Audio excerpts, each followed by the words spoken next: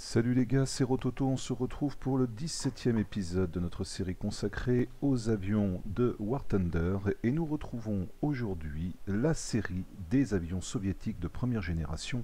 Et pour débuter cette nouvelle série, nous commençons par un vénérable ancêtre qui a marqué son époque, j'ai nommé le Polikarpov I-15, ici présent, de son surnom Chaïka. Chaïka qui, je crois, enfin je ne suis pas du tout expert en russe, mais je crois veut dire mouette. Et cette dénomination de mouette vient en fait de l'aile supérieure de cet avion qui est en fait un biplan, comme vous pouvez le remarquer. Donc le, le Chaïka, le Polikarpov, est en fait un avion de génération de l'entre-deux-guerres mis au point par Nikolai Polikarpov en 1934, donc on est vraiment dans l'entre-deux-guerres, c'est-à-dire que c'est un avion qui correspond en gros à la technologie des avions japonais de la même époque, tels que le Ki-15 que nous avions eu l'occasion de voir lors de la série consacrée aux avions nippons, ou du Gladiator Mk2 dans la série britannique. Voilà. Cet avion a véritablement marqué son époque. C'est un avion qui a été le chasseur standard de l'armée soviétique dans l'entre-deux-guerres, avec un autre avion monoplan plus moderne que nous aborderons un peu plus tard, qui fait aussi partie des avions de première génération, c'est-à-dire le I-16, lui aussi donc conçu et fabriqué par Polikarpov.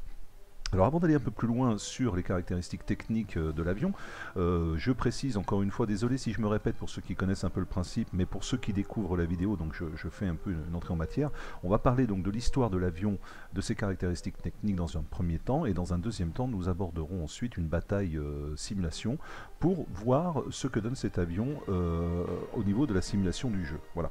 Donc Nikolai Polikarpov était en fait un ingénieur qui travaillait pour le bureau d'études aéronautiques soviétique, l'OKB, je crois me souvenir, qui fut donc à la base de la réalisation de nombreux avions de combat à l'époque. Il faut se rappeler que l'Union soviétique n'était pas un pays capitaliste, donc on n'avait pas encore le principe des entreprises du même type que ce qu'on pouvait trouver aux États-Unis, comme Curtiss par exemple, ou en Angleterre, ou même au Japon. Donc c'était véritablement un bureau d'études national, qui fut par la suite absorbé par Lavochkin qui fut aussi l'un des grands constructeurs d'avions soviétiques. Hein. On en parlera lorsqu'on abordera des avions de génération ultérieure, tels que notamment le LA5, le LA7, le LA9, le LA11, etc. Donc des avions beaucoup plus modernes, beaucoup plus puissants que ce brave Polikarpov I-15. Donc vraiment ça c'est le début en fait de l'ère aéronautique soviétique. L'Union soviétique qui fut évidemment l'un des acteurs majeurs du développement aéronautique civil et militaire et qui reste encore aujourd'hui une très grande nation en matière de fabrication d'avions. Voilà, et pas seulement d'avions, puisque vous savez aussi bien que moi que l'Union soviétique a été à la pointe de la conquête spatiale à l'époque de la guerre froide, justement après avoir récupéré un certain nombre d'ingénieurs allemands à la fin de la guerre. Donc ils ont fait comme les Américains, ils se sont lancés dans une compétition pour la conquête spatiale sur la base des avancées technologiques de l'Allemagne après sa défaite. Bon, voilà, donc on va avancer un petit peu sur cet avion. Donc on voit que c'est un avion de conception très, comment dirais-je, rudimentaire dans le sens biplan, mais en même temps très compact. Il a un petit côté presque toy. Hein. Ça fait penser un peu à un avion de dessin animé. C'est assez drôle. On se croirait dans Fly, pour ceux qui l'ont vu. Je crois que c'est Fly, hein, il me semble. Hein.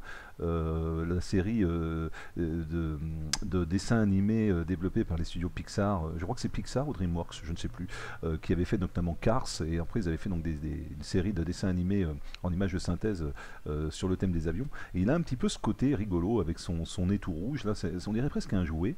Et c'est loin d'être un jouet, croyez-moi. Il a été engagé dans de nombreux conflits, en particulier dans la guerre d'Espagne.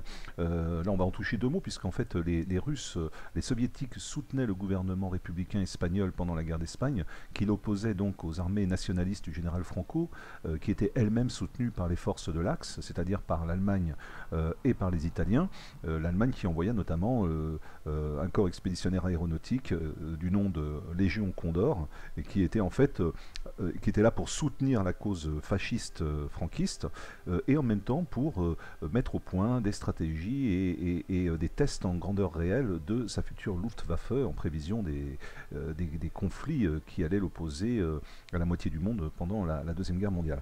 Voilà. Au niveau au niveau technique, c'est un avion relativement bien armé pour son époque. Il est équipé de 4 mitrailleuses de calibre 7,62. Je ne veux pas dire d'énormité, il me semble bien que le calibre 7,62 a été celui qui a été utilisé très longtemps en standard dans les mitrailleuses et les fusils d'assaut soviétiques. Et je crois, là je vais peut-être dire une énormité, je n'ai pas vérifié, donc à voir, il me semble bien que c'était le calibre des premiers fusils AK-47 Kalachnikov. Donc on voit que même dans les années 60, c'est un calibre qui est resté très standard au sein de l'Union soviétique. Donc 4 mitrailleuses 7,62, c'est relativement honnête pour un avion de cette catégorie. Au niveau de la motorisation, il a un moteur en étoile de 710 chevaux qui lui assure une vitesse de 350 km/h. Somme toute, c'est relativement correct pour un avion de cette époque et de sa taille. C'est un peu faible, il y a des avions quand même un peu plus rapides à cette période, donc c'est un avion, disons, on va dire, correct au niveau de la vitesse. Il a un train non rétractable, comme les avions biplans de cette période, mais qui sont tout de même carénés. Le train est caréné, ce qui lui permet quand même de garantir un certain aérodynamisme. Et l'hélice est encore une hélice bipale. Je crois qu'elle est en métal, mais je ne suis même pas certain. Je me demande si c'est même pas une hélice en bois. Enfin, ça sera vérifié. Et au niveau de la queue, vous voyez qu'il n'a pas de roulette. C'est encore un patin. Ce qui était également le cas pour le KI-15. Bon, c'était peut-être un peu les choix de l'époque. Est-ce que c'était plus efficace? Je ne sais pas, mais on n'a pas encore de roulette de queue. C'est surtout un petit patin qui assure la stabilité de l'appareil pour le décollage et l'atterrissage. Au niveau du viseur, on retrouve ce qui est caractéristique des avions de cette époque, c'est-à-dire une sorte de longue vue, quelque chose d'assez rudimentaire, mais bon, qui était relativement suffisant. De toute façon, c'était des avions qui étaient destinés à des combats rapprochés, donc on n'avait pas besoin de tirer à très très longue distance. Voilà. On va lancer la bataille tout de suite, on est déjà à 6 minutes 47.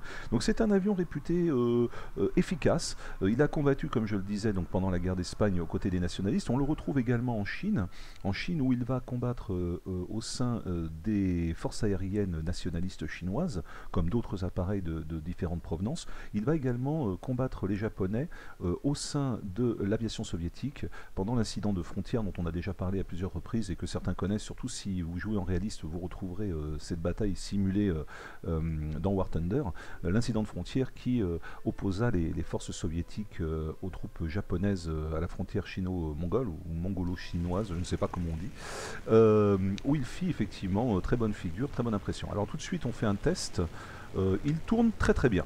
Voilà, alors la première chose qu'on peut remarquer, oh là, pourquoi je me fais tirer dessus par un allié, déjà ça commence bien. Super.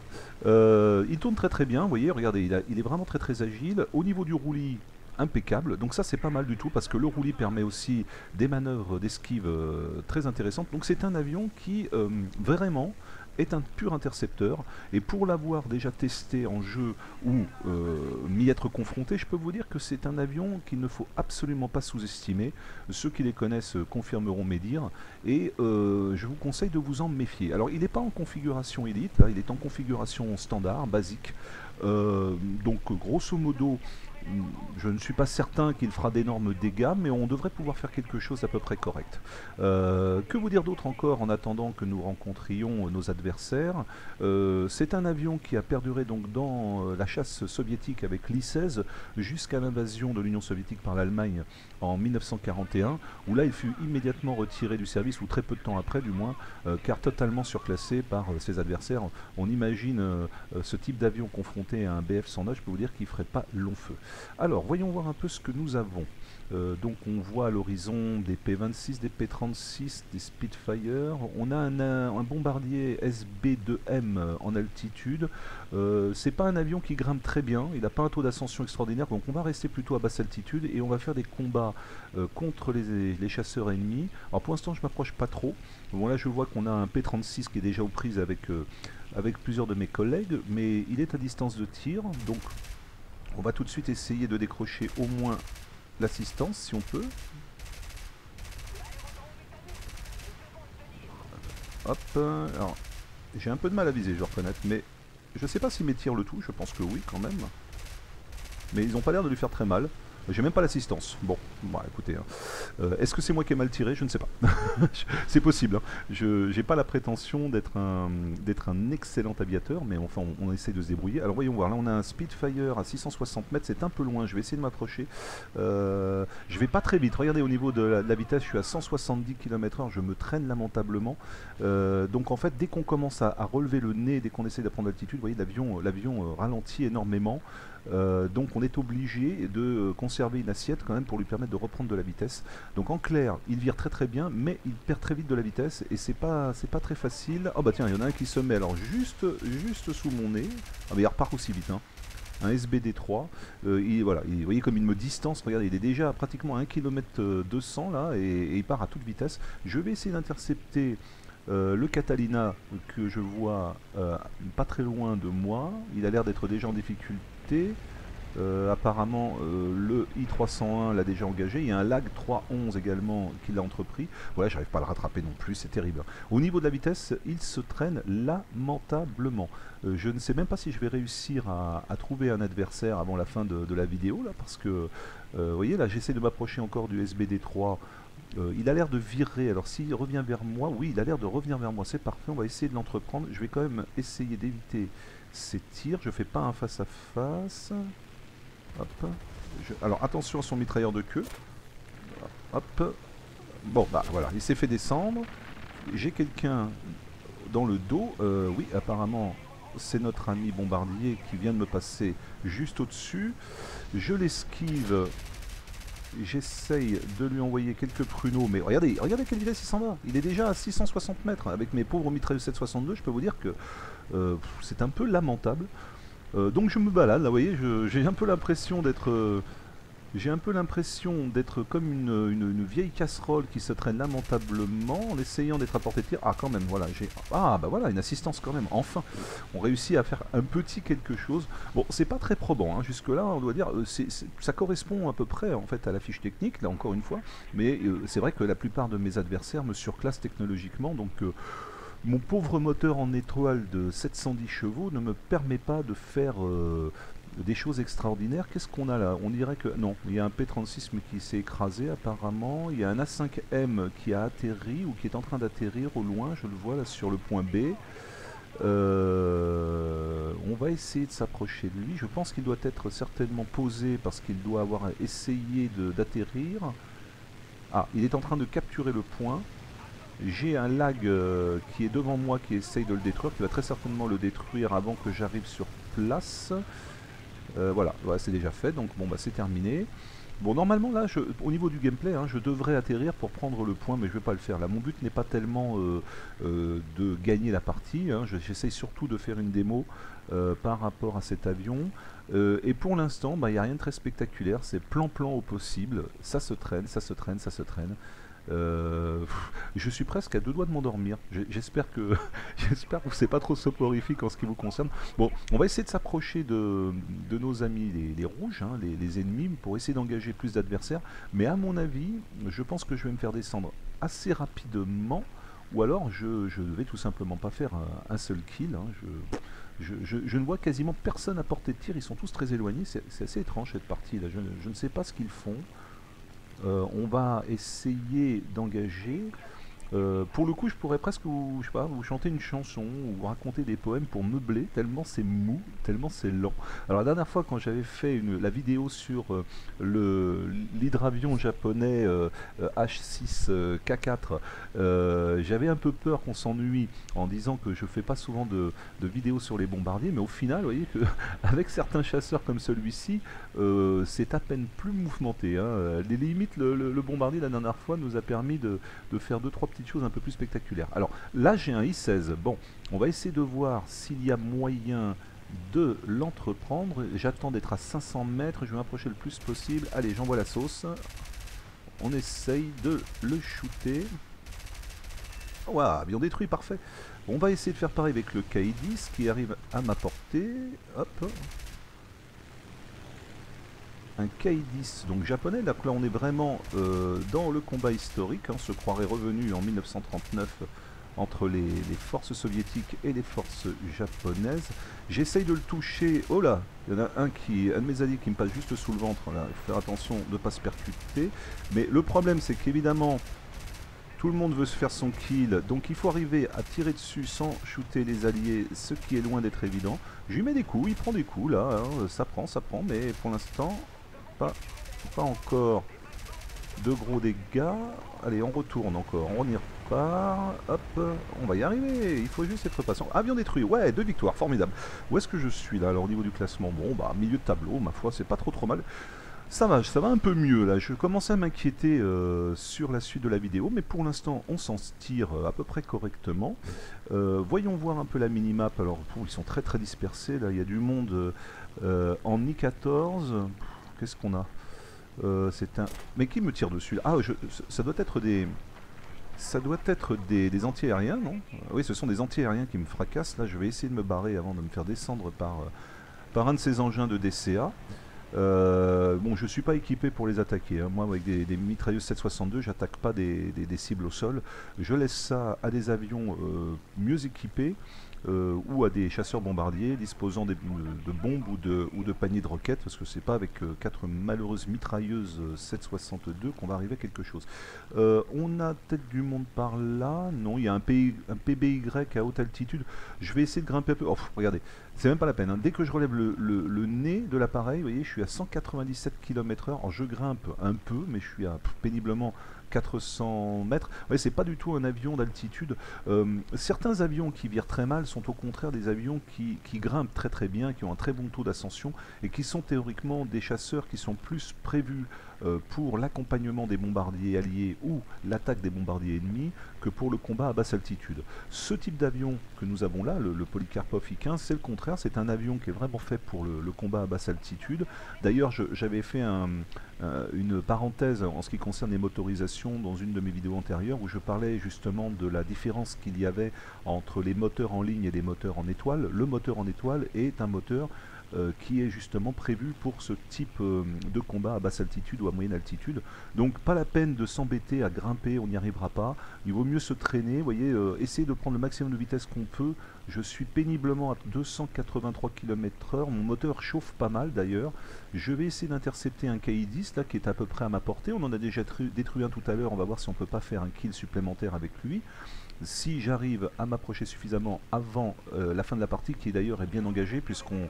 Voilà, on a les 3 aérodromes capturés. Pour ceux qui connaissent encore assez mal le jeu, il faut savoir que dans ce type de partie, le but est de capturer les aéroports ou de détruire les cibles au sol que vous avez en bas à gauche de l'écran, ou enfin de détruire tous les avions alliés.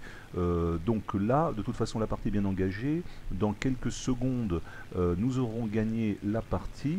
Je vais essayer d'ici là de rattraper notre I-15. Je suis plus très loin. Là, ça devrait être bon. Allez, on attaque. Hop. Hop, je l'esquive pour éviter le côté kamikaze, qui là se justifierait pour le coup, puisque nous avons affaire à un japonais, mais enfin un japonais de 1939, donc à l'époque... Et voilà. Il fallait s'y attendre. La noobitude absolue. Bon, c'est pas très grave, écoutez, il voulait pas m'accorder le kill, il a voulu à tout prix me rentrer dedans. Bon, ça rejoint ce que je disais la dernière fois, on va pas faire la grimace, on va rester bon joueur. Ça m'a toujours agacé, je ne saurais trop le répéter, je déteste ça, mais que voulez-vous? C'est comme ça, on n'y peut rien, ça fait malheureusement partie du jeu avec certains joueurs. Je pense qu'on pourra dire tout ce qu'on voudra sur le sujet, de toute façon, on ne pourra pas l'empêcher s'ils ont décidé de jouer de cette manière. Voilà. Donc nous en avons fini aujourd'hui avec notre premier avion de première génération soviétique, notre I-15 Polikarpov. Lors du prochain épisode, nous prendrons un avion un peu plus récent. Je ne vais pas prendre le I-16 tout de suite, parce que je l'ai encore en recherche, figurez-vous. Je ne l'avais pas développé jusque-là, je m'en suis aperçu tout à l'heure. Donc le I-16 que vous voyez ici, on l'abordera quand je l'aurai retrouvé. Alors, ça ne durera pas très longtemps, hein, vous voyez, j'ai déjà la 950 points de recherche sur 4000, je pense qu'avec 2-3 parties, il sera déjà à disposition. Donc ce qu'on fera lors de la prochaine partie, nous aborderons un avion un petit peu plus moderne, hein, en termes de conception, c'est le moins qu'on puisse dire. Ce sera donc le Yak 1. Yak du nom du constructeur Yakovlev, que j'aurai l'occasion de vous présenter également. Et nous continuerons ainsi, comme nous l'avons fait pour les nations précédentes, sur tous les avions de première génération soviétiques, avant d'aborder ensuite les avions de première génération américains. Et puis ensuite on passera aux deuxième génération britanniques, japonais, soviétiques et ainsi de suite, puis à la troisième et à la quatrième, etc. etc. Si j'arrive à faire tous les avions de War Thunder, ou en tout cas les principaux avions de War Thunder, dans cette série de vidéos qui va donc évidemment représenter un certain nombre d'épisodes, un nombre certain même, et qui j'espère vous intéressera en tout cas suffisamment pour suivre la série. Voilà, j'espère donc que vous avez pris du plaisir à suivre cette vidéo. Je vous remercie en tout cas de l'avoir suivi si c'est le cas, et je vous dis à très bientôt. Ciao.